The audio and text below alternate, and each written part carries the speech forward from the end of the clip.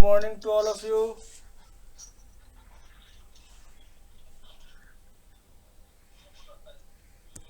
Good afternoon, all of you.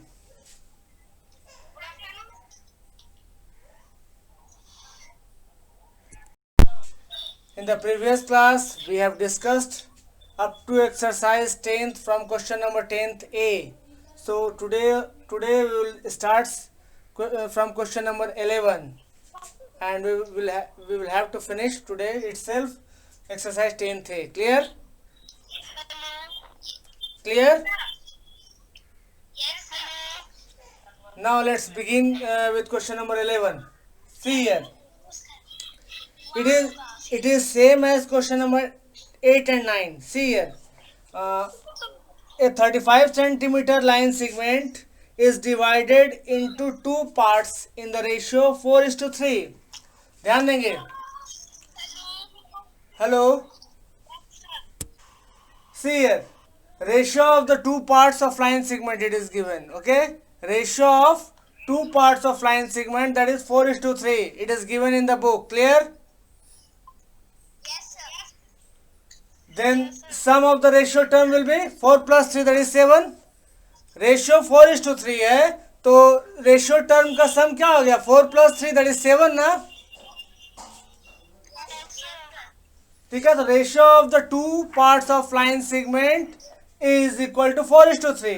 So the sum of the ratio term is equal to 4 plus 3 is equal to 7. Clear? तो first part of line segment, तो first part क्या हो जाएगा? Total part अगर लंबाई में देखें तो 35 सेंटीमीटर है, तो 35 और रेशियो में फर्स्ट पार्ट को 4/7 यानी 7 में से 4 बोल सकते हैं. तो फ्रैक्शन में क्या लिखेंगे? 4/7 हो गया ना फर्स्ट पार्ट को. तो 4/7 किसका? 35 सेंटीमीटर का ना. तो 35 सेंटीमीटर इंटू 4/7, 7 और 35 कटेगा 5 बार में. 5 into 4, that is 20, not 28, 20. 20. Clear? Clear all of you?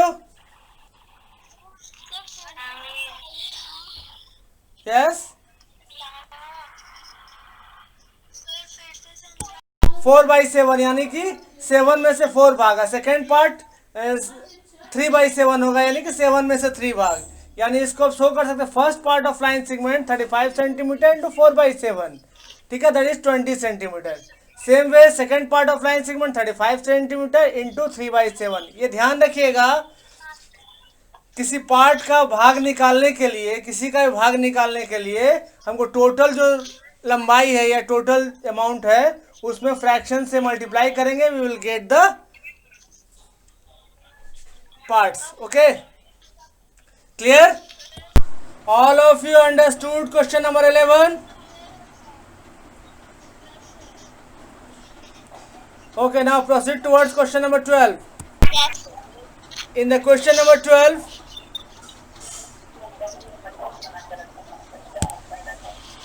a factory produces electric bulbs.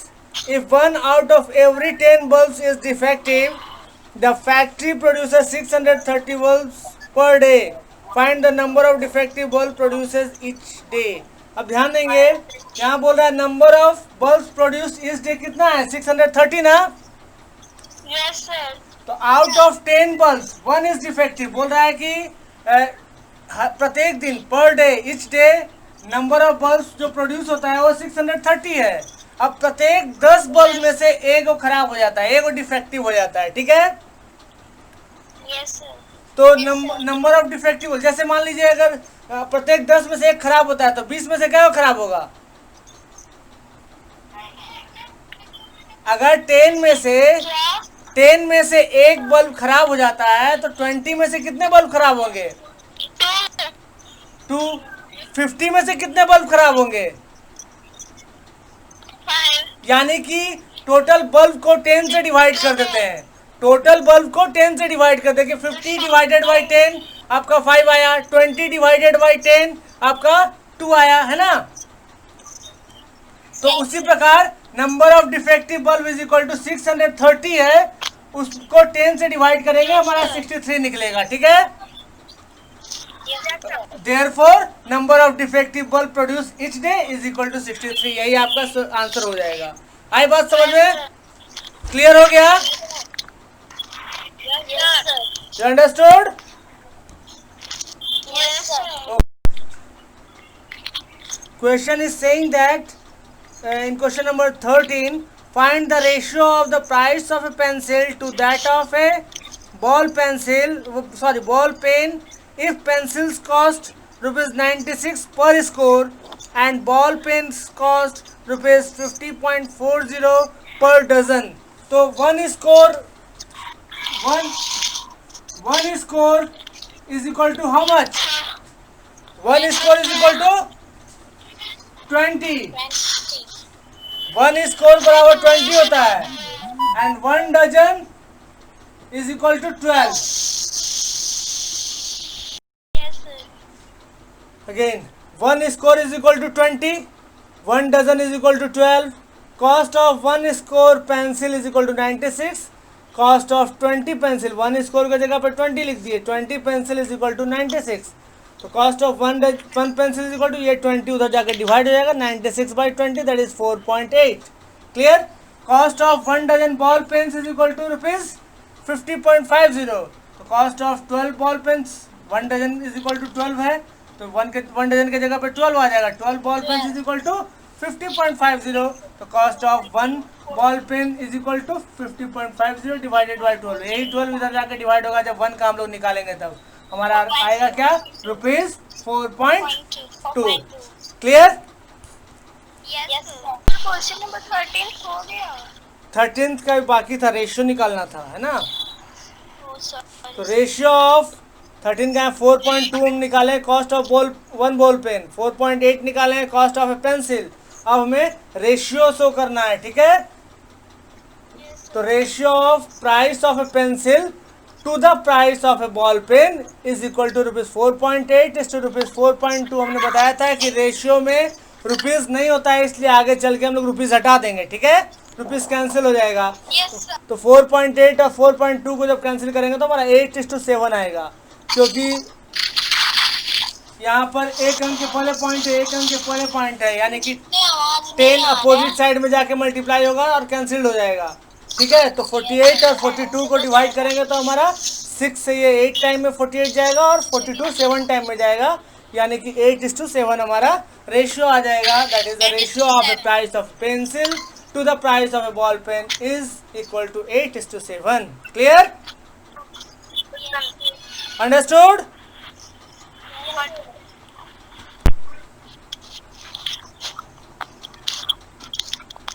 Completed? Yes, sir. Yes. 14 question I am just dictating, okay? If you are not able to understand, I will explain on board, okay? ध्यान देंगे। Question number 14 में it is said that the ratio of the length of the field to the width is 5:3, यानी कि the ratio of length and breadth is 5:3। तो the ratio of length and breadth कितना दिया है? 5:3 ना? Yes, sir. तो हम लोग ऐसा कर सकते हैं, रेशियो का मतलब है कि फर्स्ट टर्म सेकंड टर्म में कुछ ना कुछ मल्टीप्लाई होता है, यानी कि लेंथ को हम लोग 5x मान सकते हैं, ब्रेथ को हम लोग 3x मान सकते हैं। Yes, sir. पहला स्टेटमेंट में आप लोग लिखेंगे the ratio of length and breadth is 5:3, तो the length is equal to, let the length be 5x and breadth be 3x। Clear? First statement क्या होगा? क्वेश्चन में कह रहा है अब लेंथ निकालिए, अगर ब्रेथ दिया हुआ है 42 मीटर और रेशियो में ब्रेथ कितना माने हैं हम लोग? फिर क्या? रेशियो में ब्रेथ कितना माने हैं हम लोग? 3x. 3x, यानी अकॉर्डिंग टू क्वेश्चन कह सकते हैं 3x is equal to 42 metre, क्योंकि ब्रेथ हमारा 42 मीटर दिया हुआ है नंबर में, तो x is equal to Yes, कितना हो जाएगा? 42 मीटर बाई 3, Yes, यानी sir. x is equal to कितना हो जाएगा? 14 ना? 14 होगा। Yes, sir. Therefore, Yes, sir. length of the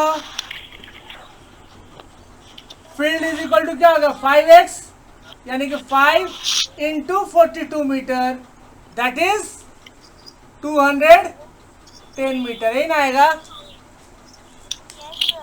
आ रही है बात समझ में? Yes, sir. Yes, sir. एक मिनट, सॉरी 42 मीटर या 14 मीटर होगा जी। x का वैल्यू 14 निकाला है, ठीक है।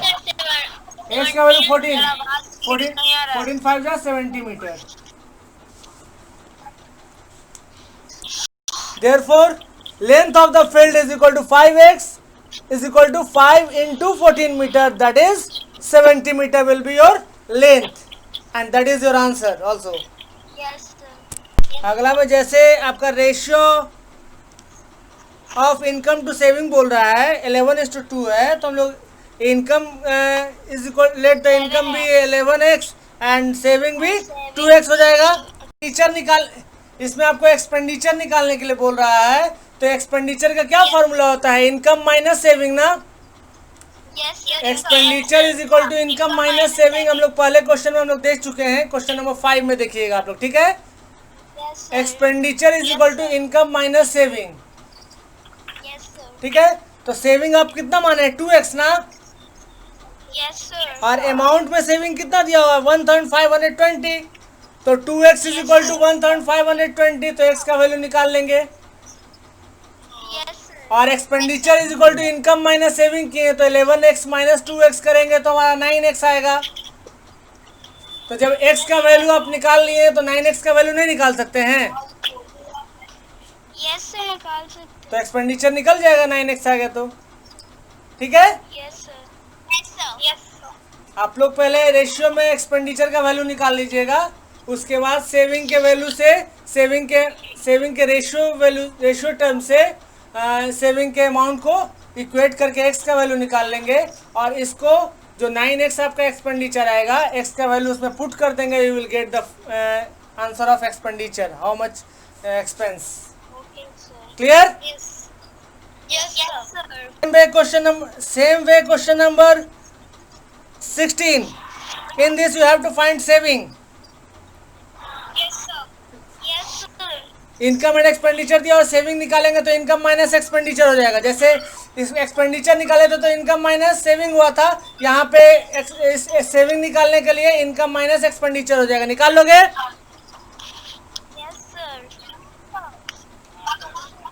क्वेश्चन नंबर 16 हो जाएगा आप लोग का। 17 में भी कुछ नहीं है, 17 18 भी आपका करीब करीब सेम है, देखेंगे उसमें क्या है। और कॉपर का रेशियो कितना दिया हुआ है? 7:9। और जिंक का वैल्यू दे दिया है कॉपर का वैल्यू दे दिया है 11.7 किलोमीटर। हम ऐसा कर सकते हैं, let the weight of zinc be 7x and copper be 9x कर सकते हैं। Yes, sir. और रेशियो में कॉपर का वैल्यू 9x है और वेट उसका 11.7 दिया हुआ है, तो 9x is equal to 11.7 kg कर सकते हैं। Yes, sir. तो x का वैल्यू निकल जाएगा। जब x का वैल्यू निकल जाएगा तो जिंक का रेशियो में कितना है हमारा? 7x ना। Yes, sir. तो 7x में x का वैल्यू पुट कर देंगे, जो x निकाले हैं हम लोग कॉपर के थ्रू, ठीक है। और इसे पुट करके 7 से मल्टीप्लाई कर देंगे, we will get the weight of zinc. Clear? Yes, sir. Clear all of you? Yes, sir. Yes. Distance और टाइम दिया हुआ है एक बस का और एक ट्रेन का, ठीक है। तो बस का स्पीड निकाल लेंगे, ट्रेन का स्पीड निकाल लेंगे, दोनों का रेशियो निकाल लेंगे, ठीक है। Okay, sir. Ratio of their speed, पहले बस दिया हुआ है इसलिए बस का ऊपर लिखेंगे फर्स्ट टर्म के रूप में और ट्रेन का सेकंड टर्म के रूप में लिखेंगे। Clear? Yes, sir. Remaining Yes, question sir. 19 20 में कुछ है नहीं, इक्विवेलेंट प्रूफ करना है आप लोगों को बताया गया है, ठीक है, बना सकते हो आप लोग। सो आप लोग का एक्सरसाइज 10 थे complete. Clear? Yes, sir. Okay, I hope you understand all the question up to question number 20. Do you have any problem sir. till now? No, sir. Okay, then goodbye and attend next class. Okay? Yes. Okay, bye bye.